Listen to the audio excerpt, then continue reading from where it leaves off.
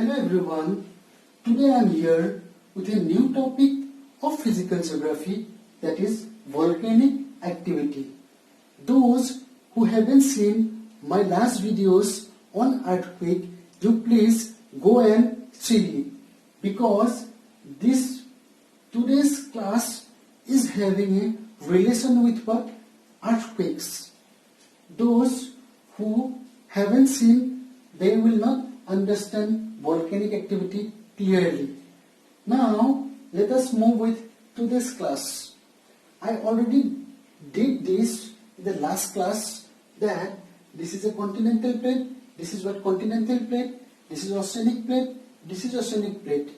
These two oceanic plates, they are moving away from each other, thereby forming what? Divergent margin and constructive margin. This is continental plates, this is oceanic plates, they are forming what? Destructive margin and convergent margin. What happens? Oceanic plates being heavier, so when it will collide with continental plates, the subduction of oceanic plates will occur. That means oceanic plates will go inside the continental plates.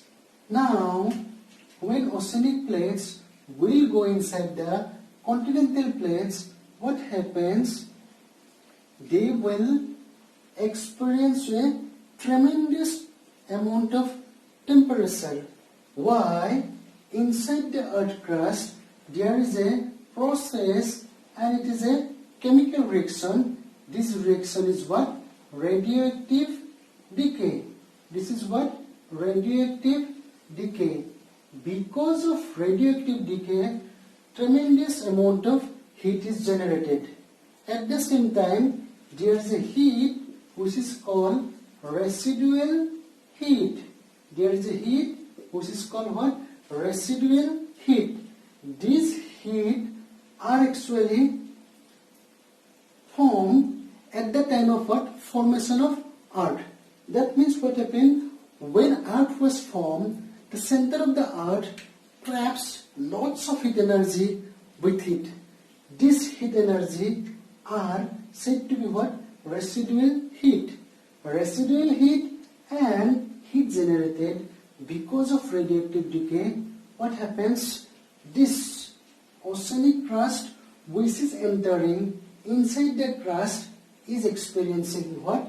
Tremendous amount of temperature. And because of this temperature, what is happening? This oceanic crust is what?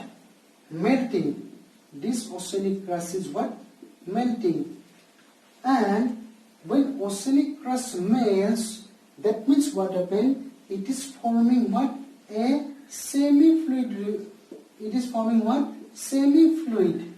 So this magma is now what? Semi-fluid. That means it is little bit what? Lighter medium. This lighter medium or magma is relatively what? Surrounded by what? Denser medium. This denser medium will experience a force to this magma. This force is said to be what? Bound force or upthrust. Because of this bound force or upthrust, this magma will comes out through the continental crust, thereby forming a mountain-like structure which is called volcanic mountain. This is called what? Volcanic mountain, and such type of eruption is said to be central eruption type of volcano. Such type of eruption are said to be what? Central eruption type of volcano. Now, when the magma will rise in the form of lava, they will release compounds of carbon, compounds of nitrogen, compounds of sulfur. Besides this, they will also release gases, water, water vapor, and volcanic bombs, etc. Now, what happens? Sometimes this magma will flow to this region, because these oceanic plates, they are what? Moving away from each other. Since they are moving away from each other, there is a creation of vacancy. In order to fulfill that vacancy, what happens? Magma will follow that region and it will what? Magma will form here. And this magma, otherwise we can say what? This magma is what? Forming the oceanic crust. And because this vacancy was created since these two oceans were separating or they are diverging. Because of that, this region is what? Vacated. The vacated region is fulfilled by what? This magma. Or you can say this magma is responsible for formation of oceanic crust, or this is responsible for what?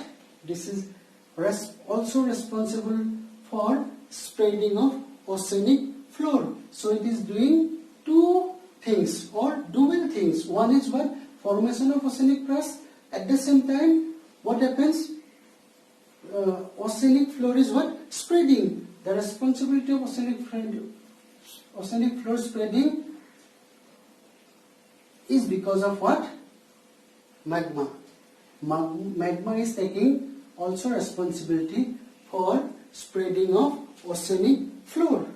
Now, what happens? Sometimes there are some endogenetic forces present inside the earth. There are some endogenetic forces inside the earth.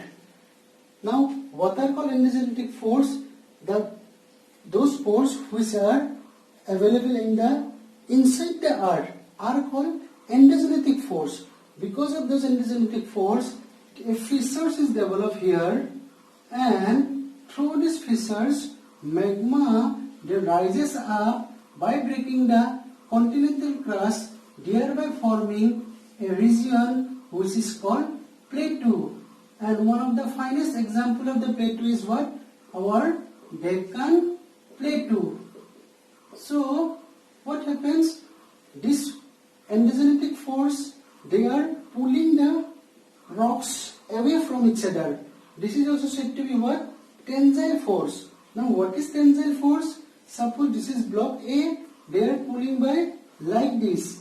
When a substance pulled by like this, that means they are exerting force in the opposite direction. This is pulling here like this, here also pulling like this in the opposite direction. Such type of force is also said to be tensile force, or this tensile force comes under what? Endogenetic force. Because of endogenetic force, a vacancy is what? Fissure is created. Through these fissures, magma are moving and thereby forming what? Plateau. Now sometimes what happens? These magma are responsible and they will what? Move out of the oceanic crust, thereby forming what? Island structure. So they are forming what? Island. For example, in India we have Andaman and Nicobar Island. They are formed by this what? Magma. So these are the various landforms formed by the what? Volcanic activity. This volcanic mountain, plateau, island, and what? Oceanic crust.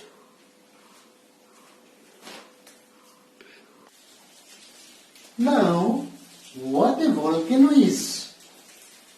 It is a vent or opening, usually circular or nearly circular in form, through which heated material consisting of gases, water, water vapor, steam, liquid lava, and fragments of rocks are ejected from highly heated interior or molten interior and to the surface of earth.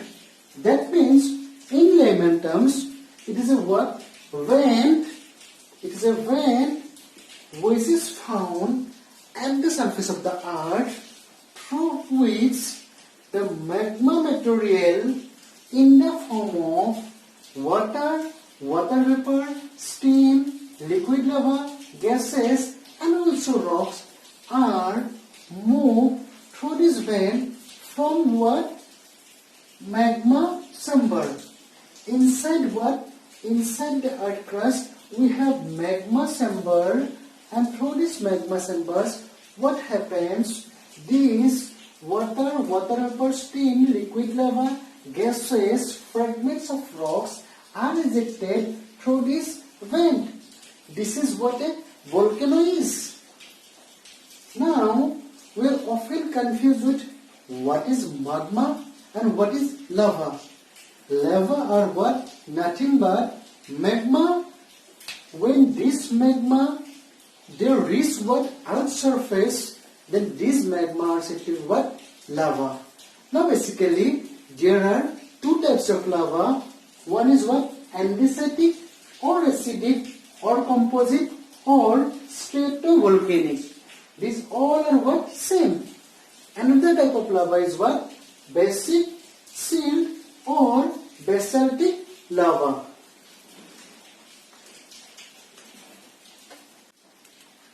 Now, how an andesitic lava can be differentiated from basic lava? What happens? Andesitic lava are what? Highly viscous. Highly viscous means what? Suppose water and honey is there. So honey is more denser than what? Water. So someone or something which is more denser, it is what? More viscous. So more viscous means what? More denser. So in case of honey and water, honey is more denser, therefore it is more viscous. So that's why andesitic lava are highly viscous means what? They are relatively more denser than what? Basic lava. Now when something is what? Highly viscous, what happens? Its rate of flow is what? Slow. That is more viscous, so that's why it cannot travel fast, because it's what? Denser. If one medium is what? Denser, it cannot travel very fast. Now when it cannot travel very fast, what happens? It cannot move larger distance. When its rate of flow is what? Slow, that means what? It cannot move to a greater distance. When it cannot move to a greater distance, what happens? See, suppose this is what? Volcano. So lava. This will be what? Magma. So magma will be released to the vent. So magma will go there. They will go there. They cannot move beyond this because they are more denser. So they cannot go beyond this. That's why they will form like this. They will form like this, and they can be seen like this. So what happens? They cannot go beyond more distances. Since they cannot go more distances, they form like a steep. Now lava gets deposited here. When lava gets deposited and lava what? Cools and solidification occurs. That means solidification of lava is doing what? Obstructing what? Vent. Earlier through the vent, most number of or large number of magma used to release. Now since it is obstructed by what? Solidification of lava, that's why what happens? A large amount of pressure is given at the point of vent. A large amount of pressure is given at the point of vent, because of which what happens? A time comes when this magma just goes out by giving a what? Huge explosion. That means when magma goes out with a large pressure, high explosion occurs. So here it can be visible that since it cannot travel far before solidifying, that's why formation of what happens? Steep.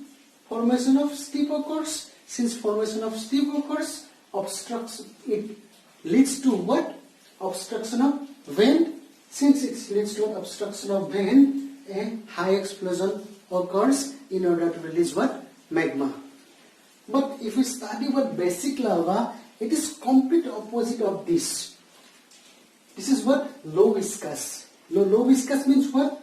Its rate of flow is what? High. When rate of flow is high, it can cover a larger distance. When it can cover what? A larger distance, there will be no formation of steep. When there will be no formation of steeps, then what happens? There will be no obstruction of what? Vent. When there will be no obstruction of vent, then explosion will be low. How?